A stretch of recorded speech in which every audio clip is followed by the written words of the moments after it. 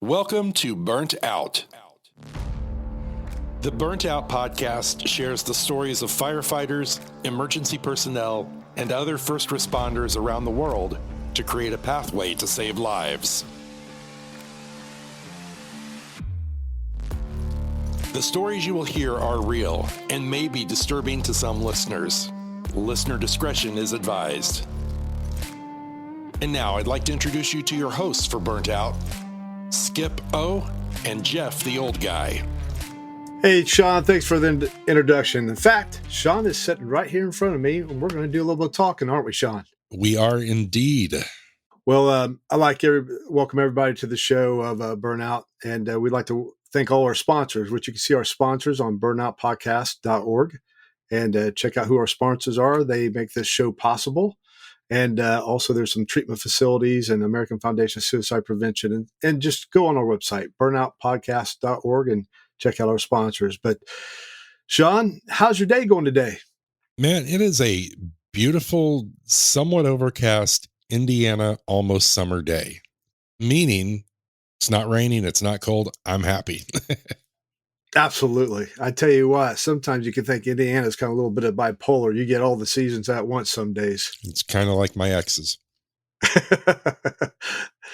Well, I tell you, I appreciate you coming on here and doing this show. I tell you, we're doing some changing around our podcast and in my own personal life. And I know Jeff, our co-host, he's got some things going on with him. So our thoughts and prayers are with him today. But kind of want to talk a little bit about FDIC. I know it's a long time coming because it's happened toward the end of April, but FDIC was a complete success for the worldwide peer support, for American Foundation of Suicide Prevention, and also for Thin Line service dogs. And we have a whole lot of other ones, sponsors too. First Recovery First, and then First Recovery Wellness, and then Siobhan with Throttle and Thrive, and Bridges of Hope, of course, right here in my hometown. They were there with us, along with first responders around the United States flew in and helped volunteer there. And Jimmy Young. Jimmy Young was our first podcast.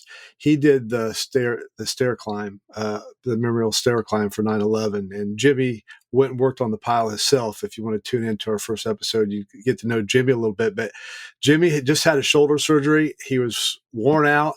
He got on those stairs and walked all those stairs and finished. And that was one of the highlights of us being at FDIC, Shawn. It was seeing him coming across there, ringing that bell, and then all of us give him a hug. I really enjoyed that. And I walked maybe a third of those stairs, and I was ready for someone to catch me at the other side. I tell you, it's you sit there and look up, and it's in Lucas Oil in Indianapolis, Indiana. You look up, you see him going up and down the stairs, and Jimmy was with a gentleman that had a American flag, and this guy was dressed out in his turnout coat. And I tell you, when Jimmy finished and they kind of talked during the walk and Jimmy told him the story, this guy was in tears. He was hugging Jimmy. Then it was just really good. It was one of those epic moments, and I don't just throw those around, but it was one of those epic moments when Tammy, Marissa, and everybody else that was there got to experience that too. Now, are there pictures on Facebook of that, or does anyone have like pictures from him doing that? Oh yeah, there's all kinds of pictures. Yeah, we need to make sure that people check that out, because that's really cool. I tell you what, maybe Shawn, let's go. Maybe here in a few days, go on our website and we'll throw some pictures on our website. How about that, Shawn? Hey, it sounds like a plan. So if you go to burnoutpodcast.org, you can see Jimmy Young and some pictures of other board members and people that were there. We'll just throw a collage of FDIC pictures on there. You heard it here first. Yeah, I didn't even know it until just now. But, along with FDIC, we had Jason Sawtell and Christy and their family was there too. And I really appreciate Jason. They came into town and they did a little, not a trailer, it's called a sizzle reel at my fire department training grounds. And they're getting ready to shoot their movie, The Rescuer. And Jason, that booth, it was lined up to talk to him. He did a great job along with his wife, Christy, too. Yeah, I actually got to meet him in the flesh that evening. So, for people who don't know, the Worldwide Peer Support brings your sponsors for FDIC for this collective display that you have, this exhibition booth. You bring them in, and there's a dinner that happens the night before the convention opens. And I got to meet Jason in the flesh that night. Larger than life. He sat like 3 feet away from me. I was kind of starstruck because he's got this whole, like, he's a movie star kind of guy now. Oh yeah, he's way up there. No, I'm just kidding. We bounced Jason a little bit, man. He's just like one of us. He said the only thing he's done, he says he's the least important person that you'll ever meet, but we know that's not true. He's definitely a humble guy, though. I really appreciated him. Absolutely. I tell you, Shawn mentioned that the night before we had, I think 80 people around all over the United States that flew in. We had another author there. Derek Robinson was there. And also the president of Indiana, the unions of the fire department was there. Tony was his first name, and just a whole lot of different people. Jason gave a little talk, and it was a really positive speech that he did. And the food was good too. Oh yeah, the food was good. When Rathskellers right there in downtown Indianapolis is good. Do we get free food for mentioning them? Say their name again. Rathskellers, Indianapolis. Well, I tell you, with everybody that came in, and I've talked to a lot of people, I hadn't heard any negativity. What I've heard from a lot of people that I was concerned about, they said, well, next year we can do this. And I was like, oh man, that's cool. When somebody's already talking about next year, and you right, Shawn, I don't know if you experience this or anybody out there, before you do an event or you got something planned and you're set there, you got butterflies, you're hoping this comes through, and everything just went really well.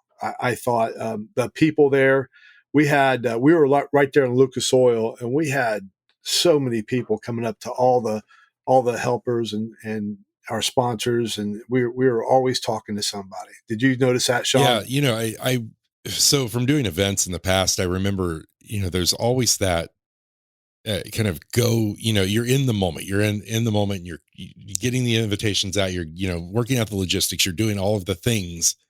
And then there is exactly what you just described. There is the event, like people are, coming up to you, and it's chaotic and crazy, and, you wouldn't trade it for anything.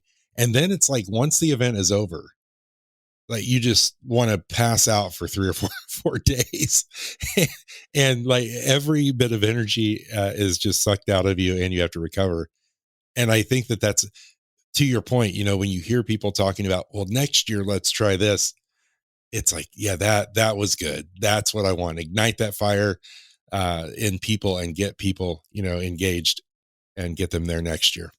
Yeah, I probably should have said what FDIC was, but I forgot about that. FDIC is a big event for firefighters.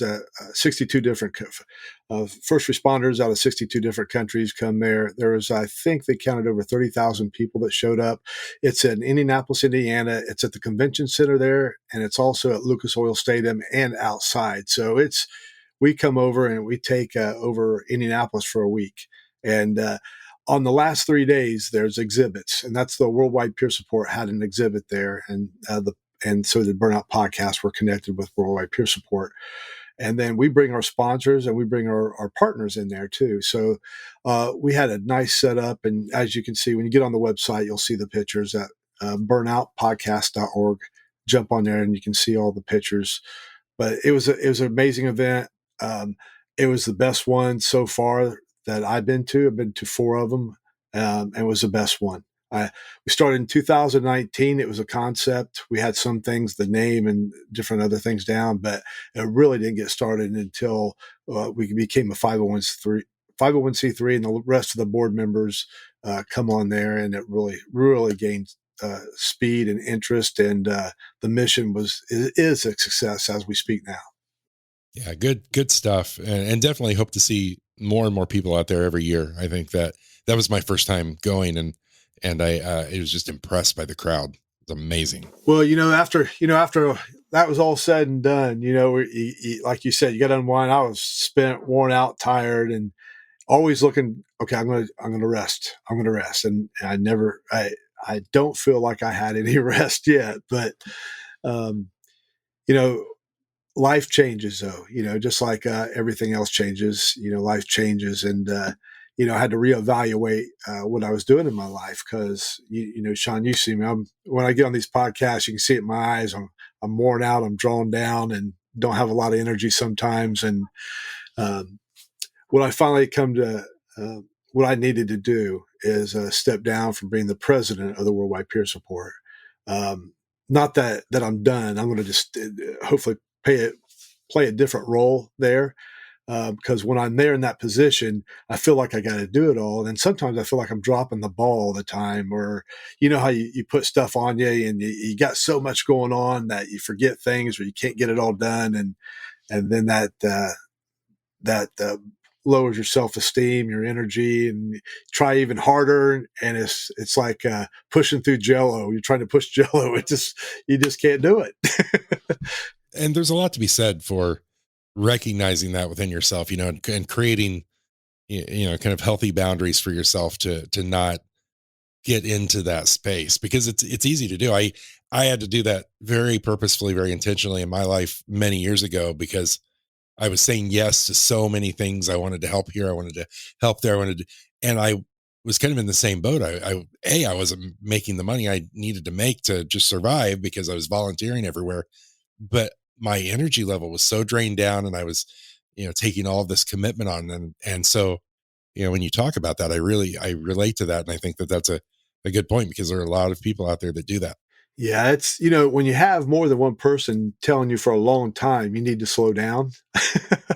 You might listen to that. Of course, me, I'll be okay. Or this is important. I got to keep doing it. And then you get those life events that happen that kind of slows you down, and my first thing was just me getting worn out and tired. And of course I see a therapist every week or every 2 weeks anyways. And she's telling me that I need to take time for myself. And then I try, but, my beautiful wife, she tells me, all the time, you need to slow down. You're wearing yourself out. And then those life events, like I was saying a few weeks ago, Shawn, that about, that my wife went to the doctor and got a mammogram, and they found a lump, and they found one before last year, but of course, I don't think it's going to be anything. Just kind of, take it for granted. It ain't going to be us. It's somebody else that's going to, happen to. And then ended up, they did a sonogram too and found out it wasn't just one of those cysts that wasn't anything or fatty tissue, it was something else. And then they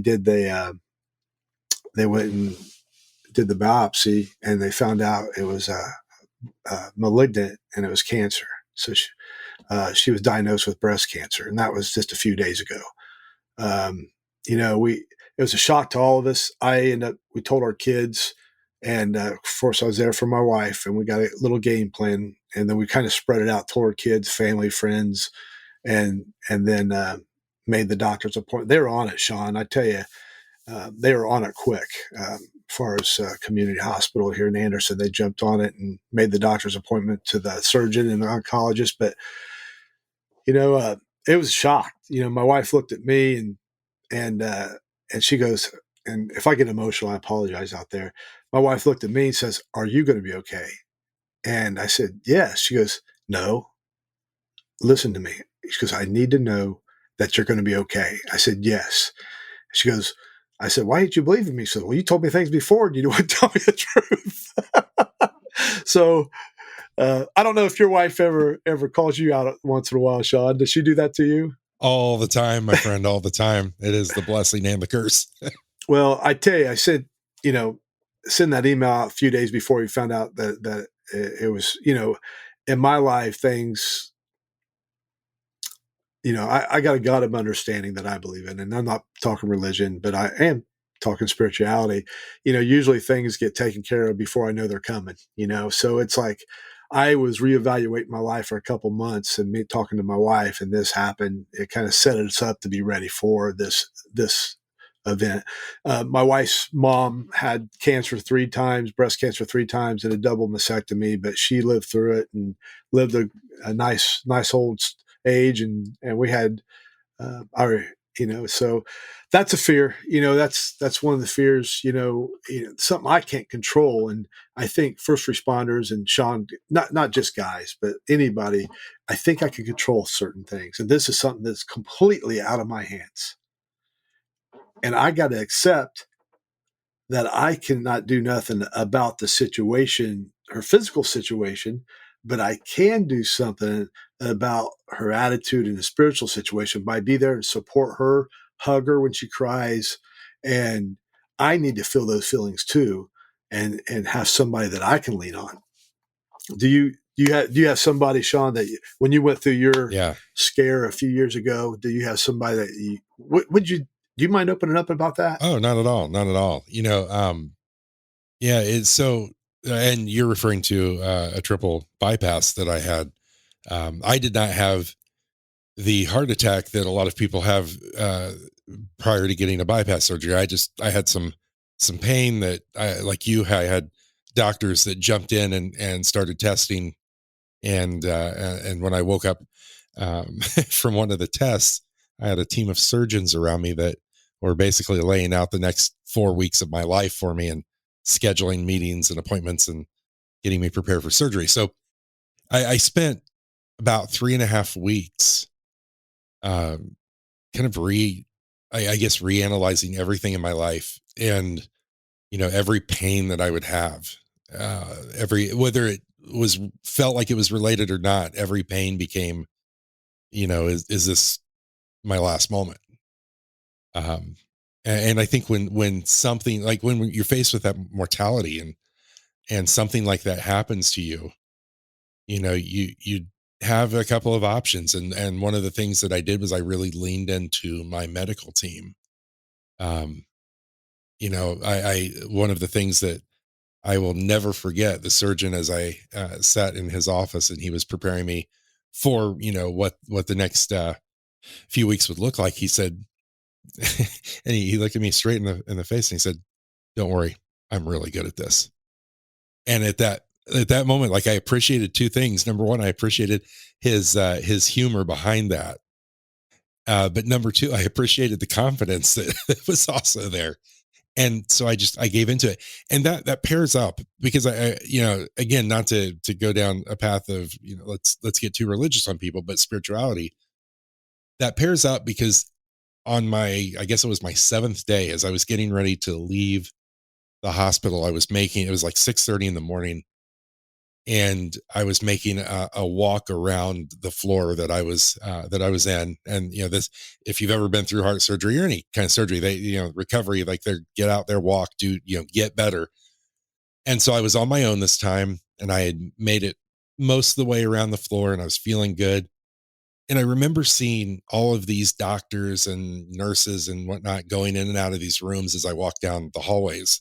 And again, 6:30 in the morning, the sun's kind of peeking up a little bit, but it's kind of, it's still kind of dark. And I remembered having this overwhelming sensation of,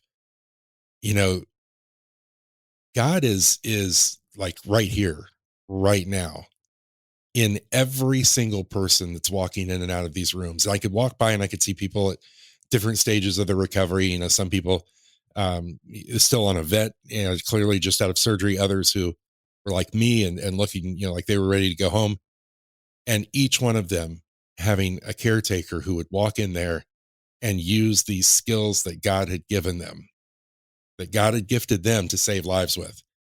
And that's kind of when I felt really assured that, leaning into the doctors 3 weeks prior and just knowing that they would take good care of me. That was where I found some faith, my friend. That was where I found it. Well, I tell you what, your recovery was remarkable. I remember I was doing a 35-mile walk from a firefighter's gravesite that died by suicide to Indianapolis. And I went, my grandkids walked a little bit with me, and then it was kind of on my own. My wife was the follower. And then all of a sudden I get a message from Shawn, and he just had it. He was just out got released, or I can't remember where you were, Shawn, but probably like a month and a half out.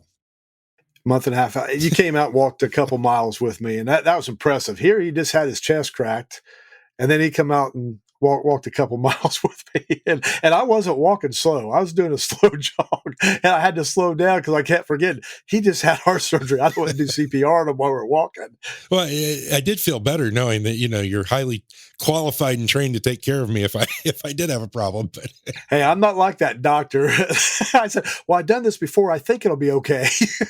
just grab the nearest thing and hit him in the chest. He'll be okay. Yeah, then stomp on him. He'll be all right. Roll him around a little bit. No, I tell you, when those situations happen, we message and text and called people, and then Kelsey Stewart, she's the executive director of American Foundation of Suicide Prevention here in Indiana. Her and Tammy Lundy is the walk chair. I tell you what, they are amazing people. They're not just say they're proactive. They didn't say what do you need. They're proactive, and when I say that, they're doing something for Diana. As we speak, and I don't know what it is exactly, and Diane don't know because I didn't tell her. But that's what I love about people. I say, hey, if you need something, call me. Well, some people, man, I'm not going to call somebody. I need this. I'm not going to. I'm going to make sure. I shouldn't say not. I probably would, but it's for my wife. I'm going to. But I just love that people come out and just surprise us and do things for us and pray for us, and I'm grateful for that. I'm really grateful for that. Yeah, and I think that to your point, that this episode, aptly titled "Changes," it one of the things that it reminds me of is that growth happens during times of extreme change.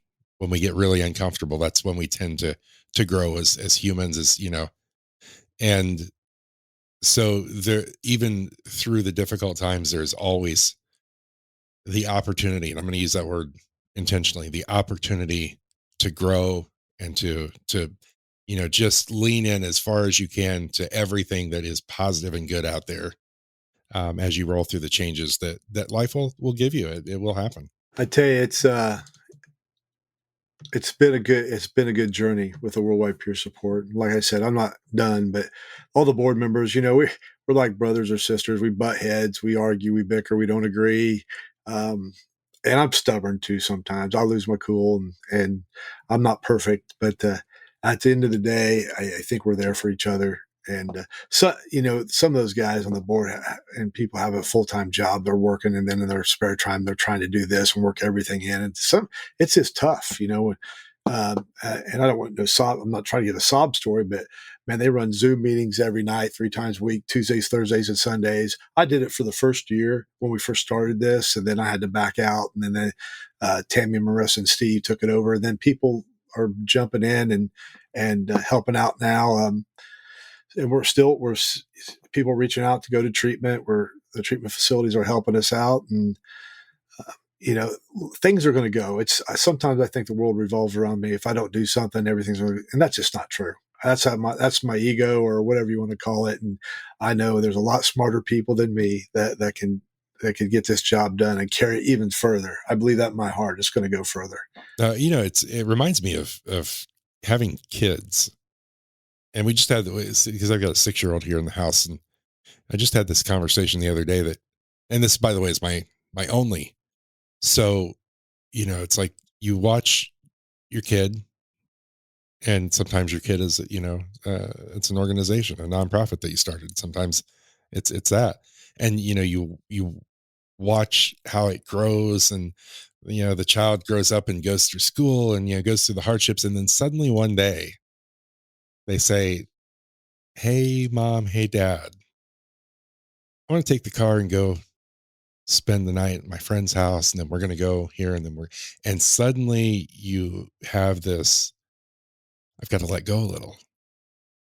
I've got to step back. I've got to let this child grow and become who they are. And oh my God, call me, text me every 5 minutes. Let me know that you're okay.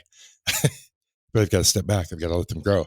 And I think that there, as you're talking about some of these things, it's kind of like that. You started, Worldwide Peer Support with you and a couple of other folks. And it's a moment of change for you, and it's kind of, you're going to step back and let it grow and take on, as you said, a new role. But what a good place for you to be, and to be able to step back and watch it really flourish and become everything that it can be as well. I think that's great, Skip, and I think that there's not a single person who has ever encountered the work that you have done that would not say, you, my friend, are an astonishing man.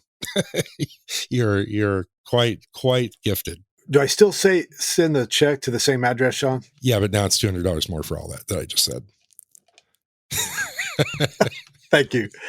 I tell you, sometimes though, I know too, you can, things that I let go, they got like claw marks in them sometimes. And I can be a roadblock of something growing. So I sometimes just got to step out of the way and let it grow. And like I said, I'm not done if they need me, or if somebody needs help, I'm going to be there. I'm going to always do stuff here in my own town, my job that I do now. But, I just talked about my wife having, breast cancer, and I just don't say that. That's a lot. I think that's what we do. Me as a first responder, when when you go on runs, you do what you need to do, and then you just go down the road. You just kind of don't seem unemotional. I've been very emotional the last few days. I love my wife, and to look at her, and then you go into that morbid thinking. You think, man, am I going to lose her? What's going to happen? We focus on the mental health a lot, which is what we need to do for our first responders and our families, but we forget sometimes I forget the physical health, where go get those yearly mammograms, go get those checkups, guys, check your heart out, and don't forget that part of it. That I think, I can eat, I can not exercise and be all got to die sometime. But when it's facing you right in the face, you wish you would have exercised a little bit, and you wish you would have ate more than one Big Mac, and all that stuff. Usually it's there's a fire under my ass, and then I'll do something. What do you think? Yeah, I think I'm feeling guilty for that bag of M&Ms I just ate. Don't tell me. Well, I tell you what, it's hard to sometimes you got to be disciplined. I know for me, it's hard to do the right thing, but at the end of the day, it's the best way of life for me. As far as I lost some weight, I've been exercising. Shoulders hurt, had a shoulder replacement, but you just go on down the road. Everybody has aches and pains, but you just go on down the road, and whatever life gives you, just kind of try to turn it around and just power through it with help, of course. I believe in God.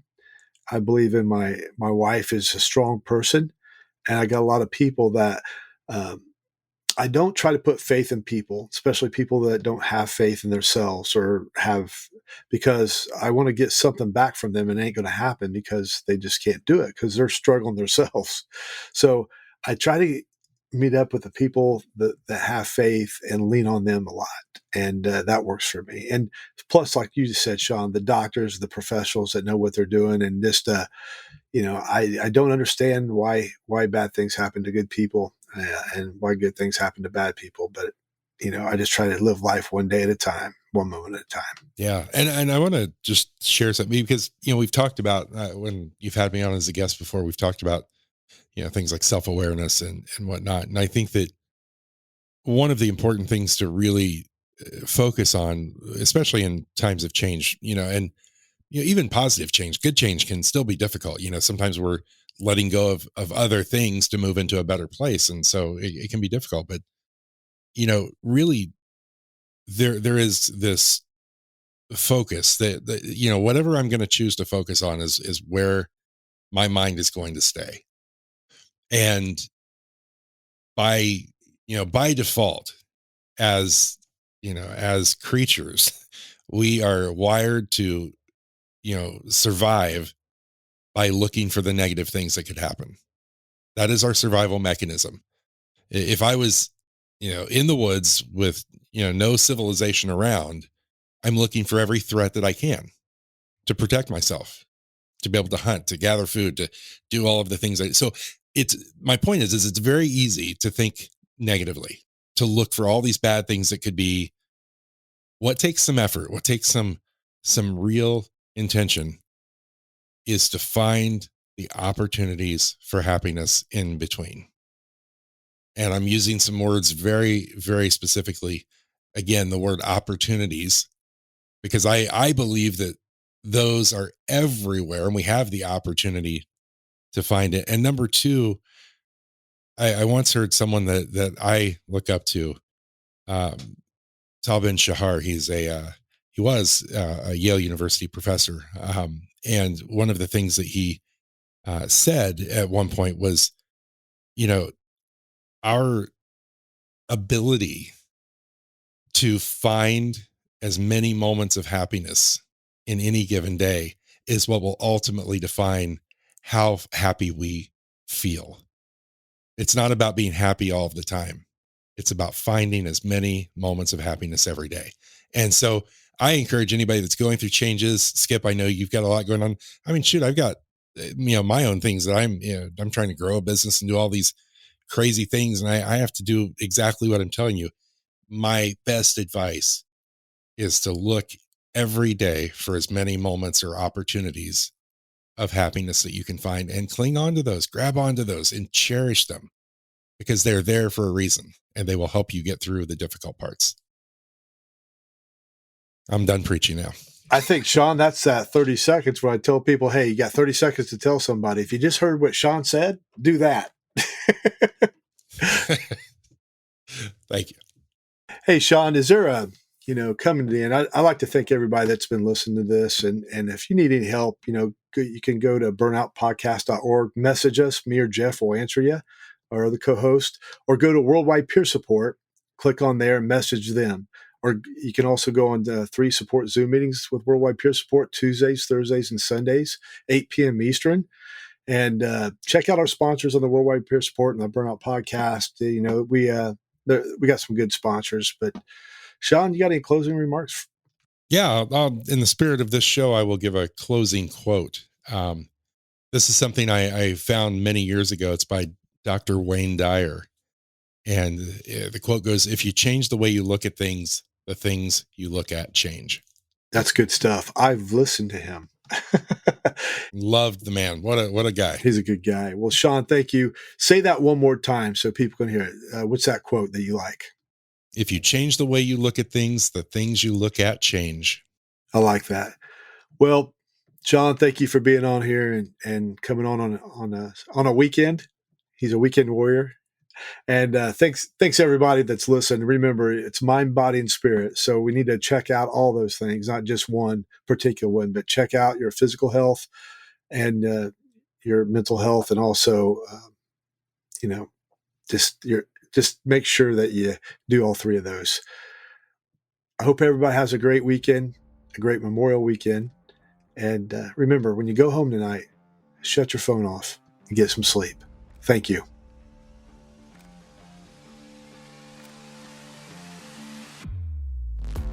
Thank you for listening to Burnout. Burnout is brought to you by the Worldwide Peer Support. You can visit Burnout Podcast at burntoutpodcast.org or visit Worldwide Peer Support at worldwidepeersupport.org.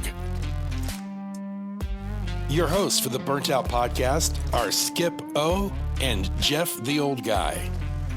Produced by Shawn P. Neal.